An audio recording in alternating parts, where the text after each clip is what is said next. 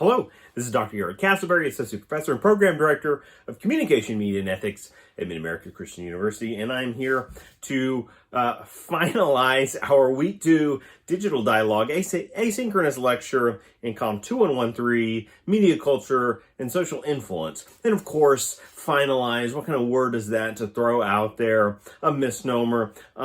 These discussions are never finished per se.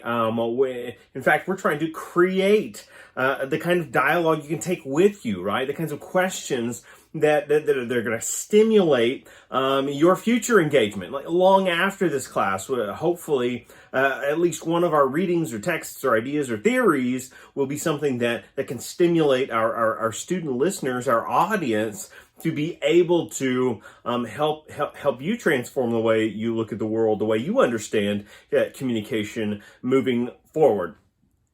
So let's take some final questions from the Week 2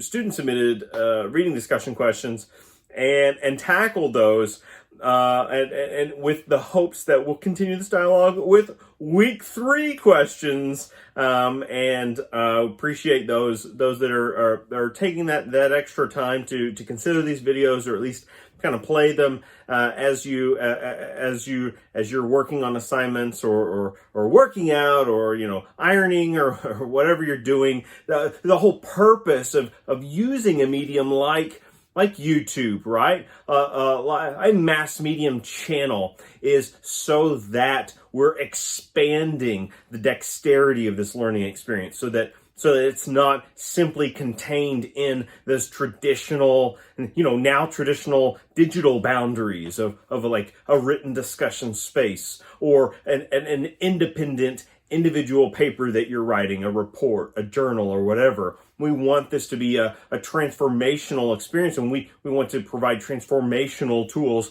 So the dialogue is kind of designed in that spirit, and hopefully we're able to appreciate that, just like I'm able to appreciate these questions. So let me jump into a question from Kirsten, and she's starting with the Roberts communication theory and millennial popular culture. I spy back there in the corner hanging out with Nikita of La Femme Nikita fame. Kirsten writes, when we consider evaluating a fictional television show to better demonstrate a theory, this is a good question, right? This is it's a trap question. When we consider evaluating a fictional television show to better demonstrate a theory, do the theories hold water when applied to those who rebuke the artifact? I have neighbors, Zillennials, who ironically own a tech store. That's a nice call out. A Ginsburg, I have neighbors who do not own a television or subscribe to streaming services. Can the theory still be applied to them? Will their behavior and perceptions be different because they do not engage with the artifact? And these are fair questions. Any question that gets us thinking about and talking about the text and reflecting on it is doing good business. So let's do the good business of engaging these questions as best we can. This is a compound questionnaire, right? You're writing questionnaires. I love it. I love how far you all are pushing the boundaries, right, of the exercise. So when we consider evaluating a fictional television show to better demonstrate a theory, do the theories hold water when applied to those who rebuke the artifact? Example, Exhibit A, neighbors who Zillennials own tech store, don't own a TV or subscribe to streaming services.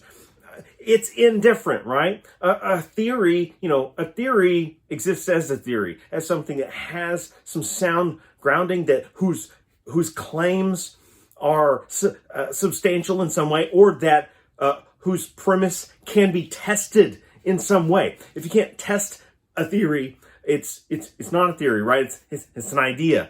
It's starting to move along the spectrum closer to just conspiracy, hearsay, right? Gossip and so on. But a theory, in its ideal form, is something that we can test, right? For validity, right? That is to say, is it valid?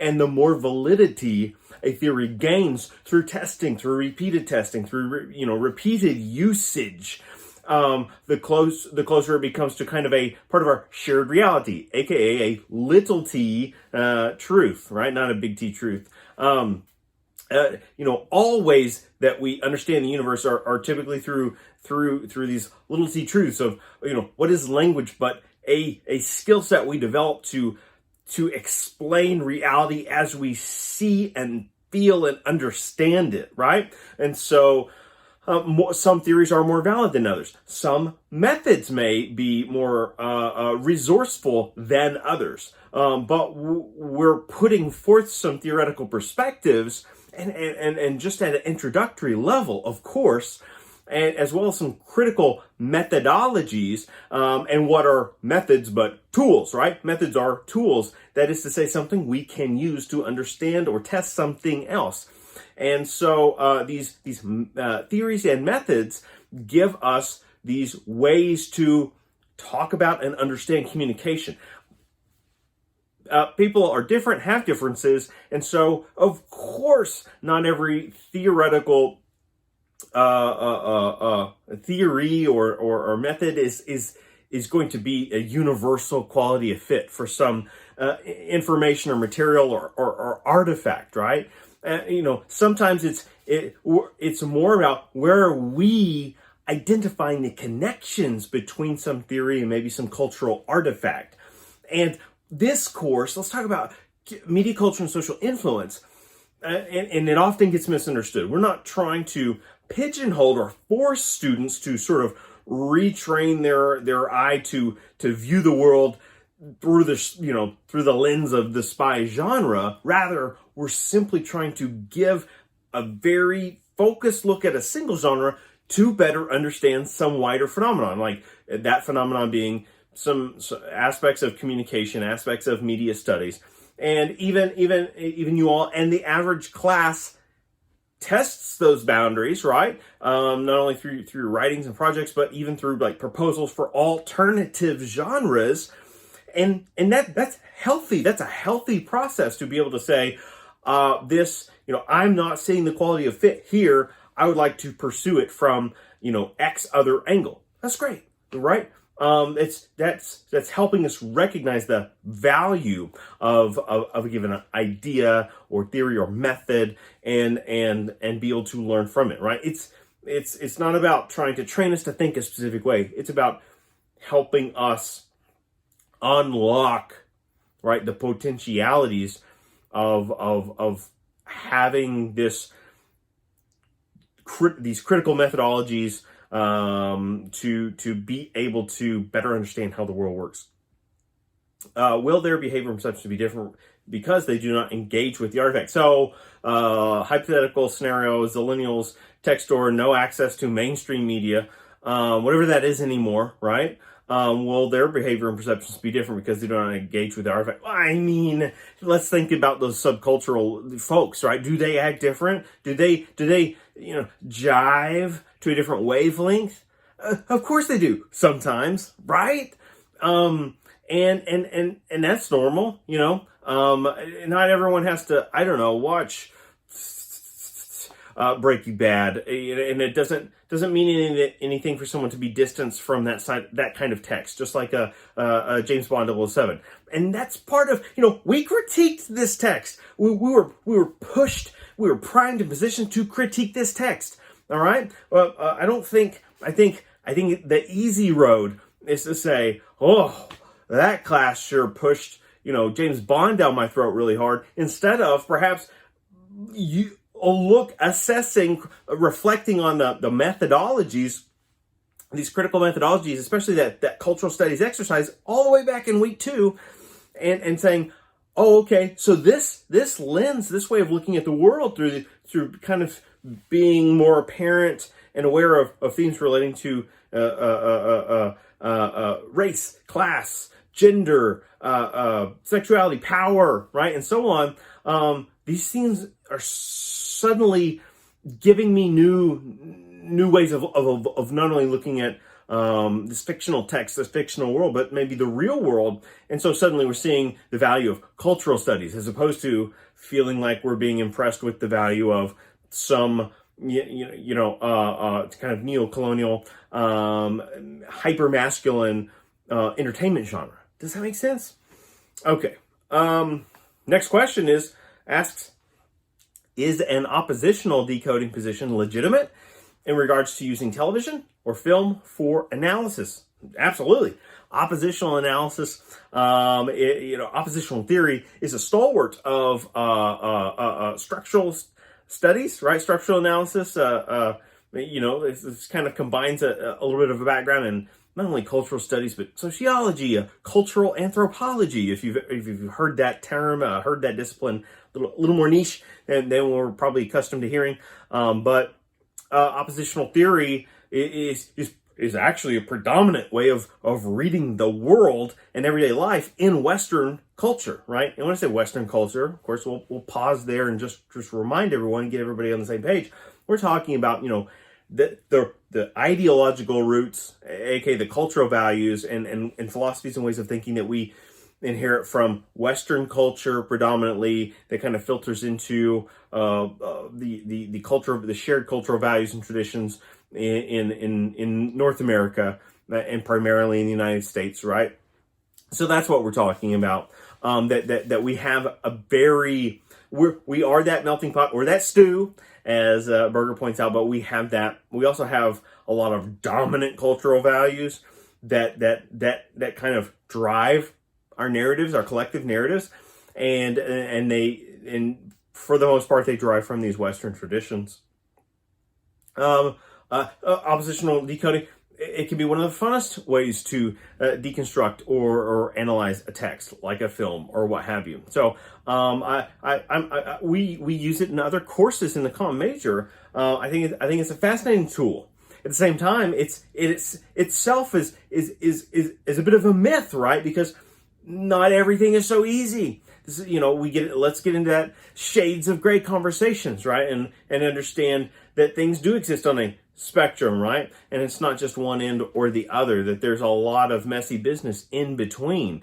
And I think popular culture helps tease that out as well, especially programs on like television or maybe like film franchises that last a really long time. A lot of things usually are set up between this oppositional mode, right? Good versus evil and so on. But if you have to sustain that over a long period of time, the shades of gray is what helps flesh out those kinds of long-form narratives. This is where we get something like the anti-hero archetype, right? The spy, right?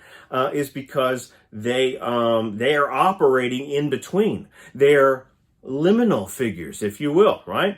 In reference to liminality, right? They're betwixt in between, as scholars like Victor Turner, cultural anthropologist, right, and others would write about, right? Claude Levi Strauss and others. Okay. Let me shoot down just to the next couple of questions. I love the questions coming in from Kirsten this week. All right, Berger's Media and Society.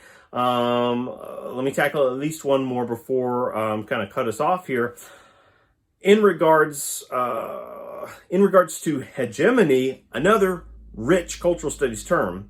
In regards to hegemony or hegemony, how do we know that what the ruling classes have orchestrated is for the greater good and is not self-serving? Well, let me pause. I'm going to tackle this one at a time. We don't know that, and oftentimes it likely is self-serving. I mean, look at the way our laws are kind of laid out right now, and go do some independent research, right, on how the quote unquote mega stimulus bill is being kind of unpacked, right, nationally, and is it predominantly helping more larger organizations or smaller ones, right? There was the report within the last 10 days about how many while the majority of Americans were receiving $1,200 to $2,000 stimulus checks, billionaires were receiving $1 million stimulus checks, right?